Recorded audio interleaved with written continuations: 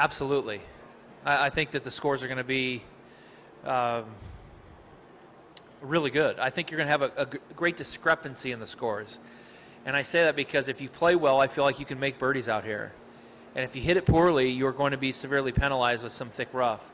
I think the golf course is as great as a fair, difficult test as you want, without going over the edge and without trying to protect par. And I think that the winning score is going to definitely be under par and could very well be double digits under par if you play incredibly well. But like I say, it's just the perfect fair test. It's one of the best setups I've ever seen for that. Phil, I just want to ask you just recently did a SportsCenter commercial with Scott Van Pelt where you're going over the fundamentals with him of just doing the highlights, holding the towels under your arms. But how often do you go back when you're in a major tournament to your first golf lesson and go back to those fundamentals just to calm yourself down and just bring it back to center yourself? Well, when you get into the heat of and the pressure of a major championship, you end up always reverting back to your old habits, whether they're good or bad. And one of the things I like to do in a major is make golf more of a reactionary sport, where I look at the shot, try to see the shot, and then just react to it. Let myself just try to create that shot without overthinking it, without thinking about mechanics or technique or what have you. And so coming down the stretch, certainly at the British Open, the back nine there, that was exactly what was happening. Was I was just trying to see the shot and create it without thinking about mechanics or whatnot, because you have so much running through your head that you want to try to simplify it as much as you can. Stay on mic 3.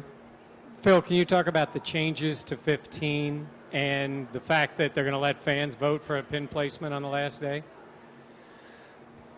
I didn't notice a lot of changes on that hole. What is different to the 15th green?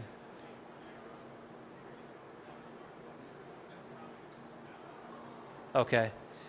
I think the 15th hole is a great par 3 because it doesn't beat you up on distance. You know, you can be pretty precise with a 7 or 8 iron that will be hitting in there, and you want to take on that pin, but you got to be careful from the water. But what's also challenging about that hole is if you miss it left, the green is difficult because it's pitched into you at first and then works away, making a chip shot, a bunker shot, extremely difficult to get close. And so that's actually a hole where I feel like you want to take on the risk and try to get it close, try to make it a birdie hole, because there's no bailout on that hole, regardless of where the pin is.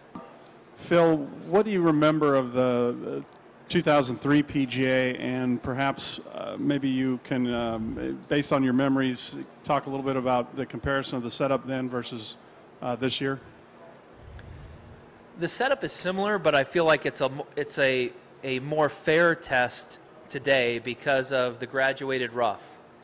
I feel like the graduated rough was cut in places that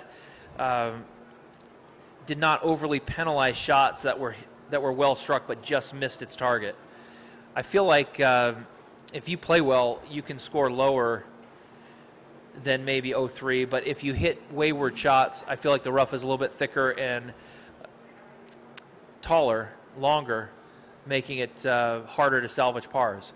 So all in all, I thought it was a great test. I'm curious to see how quick the greens will be, because they're a lot quicker today than they were when I was here a week ago.